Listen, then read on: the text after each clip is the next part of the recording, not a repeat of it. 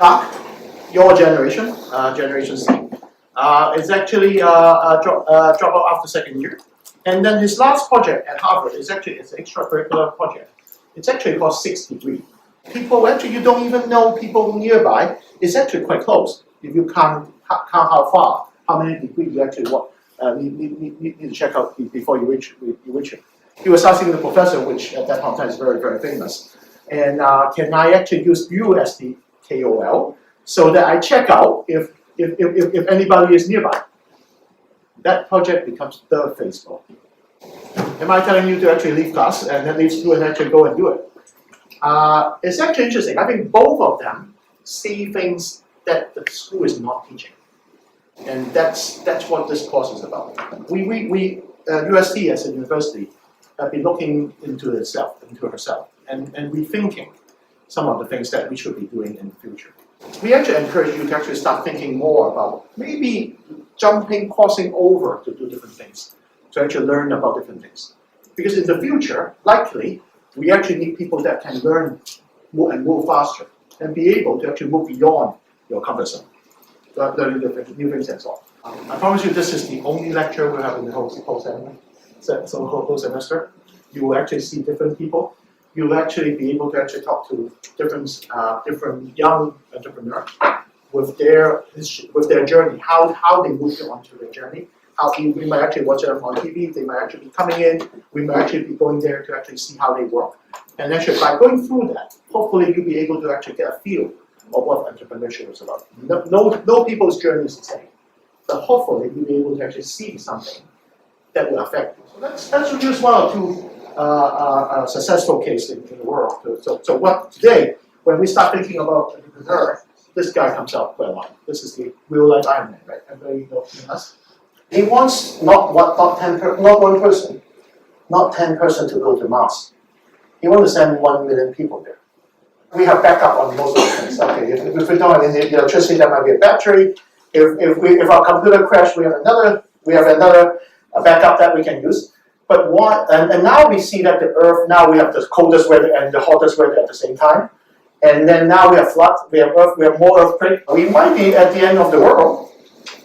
But we don't have a backup. So his vision is we need a backup.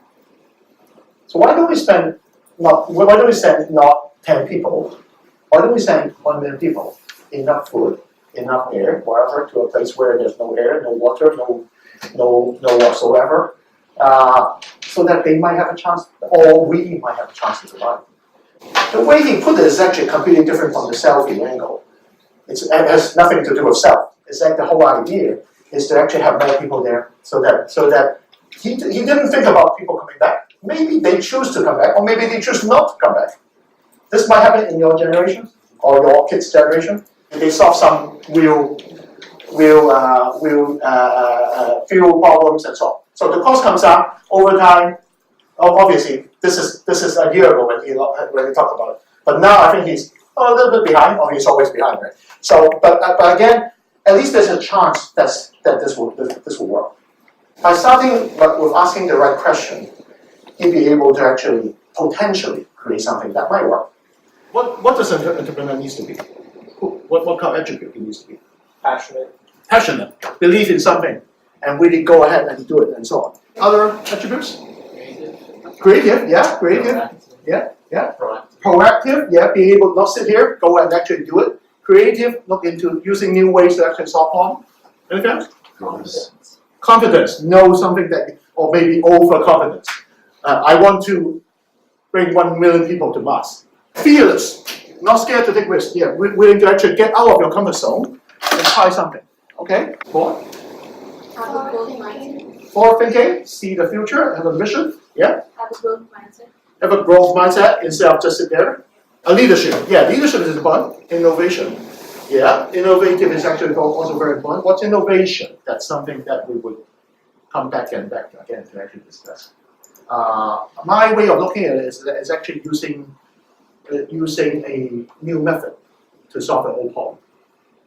So we'll come to innovations a little bit more about how an old industry might be working. Let's say Uber, before they enter, how the taxi industry is working, and then where do they come from?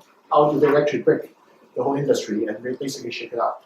And that's innovation. By innovating either through technology or through a new model of working, let's say in that case, sharing economy, they'd be able to actually shake up major industry around the world in a very short time.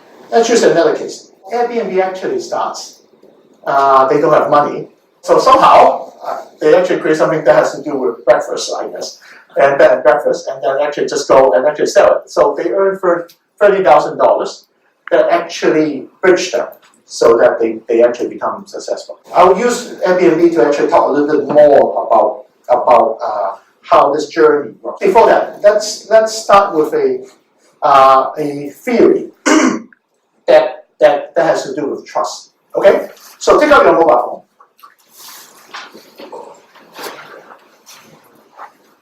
Yeah, unlock it,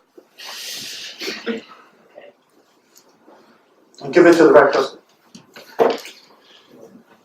Yeah. Obviously, you can now check out all your pictures and all your he can go online for you and so on. The technology create a lot of new things, and one of the problems is about trust. Everybody was talking about, why don't we write a platform? We'll beat Airbnb. Airbnb is actually not about the platform, it's about trust. It's about designing trust into the whole process. And it's actually, you think through it, the size of the box of the web page, how many CSP people are here? Right now? Yeah? Did you ever think about at 9 point, how many lines, how many characters can you display on that mobile phone? That's how they think. In university, especially with our business students, we are very good in presentation. We are very good in our planning for 5-year P&L for our business projects. But we never test it. And one thing that we'll go through within our course is about design thinking. And that design thinking is actually a very important area where you actually need to walk the path of the user. Think through the whole user experience process. And going through the process, the story and the whole story, different point of view on things, stakeholders, how do they think? These are all very important factors. Instead of just focusing on the specs of the software or the hardware or the product, this is an area that we think anybody should really pick up this particular skill. The whole concept is that we are looking into, it's a new concept that we are designing the entrepreneurial minor. It's actually entrepreneurial about yourself. So hopefully you become the entrepreneur, and then you start thinking about yourself, how you can manipulate yourself, all the different, what are major, how you become the product, how do you pitch about yourself, how do you know more about yourself, take risk, and then move on and so on. So entrepreneurial you is actually an idea that we want to drive and so on.